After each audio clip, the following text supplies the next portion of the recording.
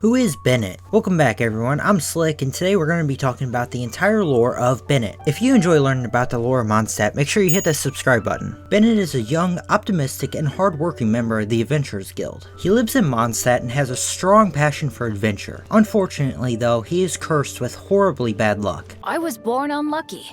That's just the way it is. And I've lived with it so long now that I'm just used to it. But you know what?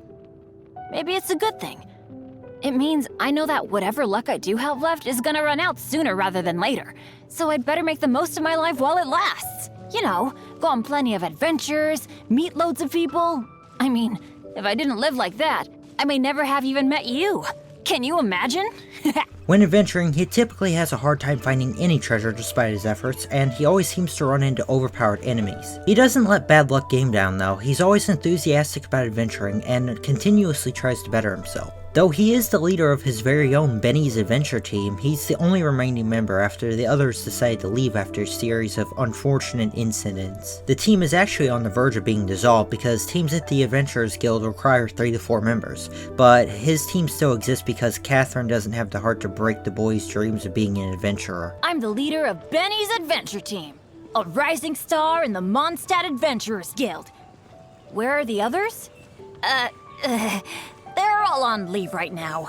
What happened to his teammates? Well, Jack, the first victim, nearly fell into a gigantic chasm that opened in front of him and Benny due to an unusual geoturbulence right as they were a few feet away from treasure. Royce was knocked unconscious in an explosion due to Clee mistaking the cave they were exploring as a giant rabbit hole. And as for Heckler, shortly after he joined the team, he got a bad case of diarrhea. It turned out to be due to food poisoning, but he blamed Bennett's bad luck. All of them claim to have taken leave, but none of them really plan on coming back.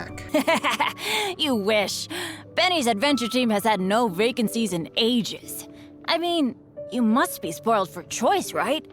Why'd you want to join the unluckiest adventurer alive anyway? On an adventure once, Bennett became severely wounded, losing more blood than he really should. But despite this, he continued forward, and at the end of his journey, he found absolutely nothing. Eventually, he passed out due to blood loss, but when he woke up, he noticed his wounds had been mysteriously cauterized, and he noticed a pyrovision in his hand pulsing to his own heartbeat. Bennett believes that his vision is a sign from the gods that they haven't given up on him despite his bad luck. Getting recognized by the gods was the last thing I expected, seeing as how I'm so unlucky all the time. But if the gods haven't given up on me, I guess that means I shouldn't give up on me either. He was fully raised by Adventurers Guild members. At the end of a journey gone horribly wrong, an old adventurer found something he didn't expect, a baby. A child abandoned by the world itself. The old man figured this was the meaning to his journey, and before passing away due to injuries, he brought the baby back to the guild. His final words being will, adventure, and final treasure. The guild members named the baby Bennett and raised him as one of their own, an adventurer. Bennett has always referred to the Adventurers Guild members as his dads. I like all kinds of things, but most of all, I like adventures.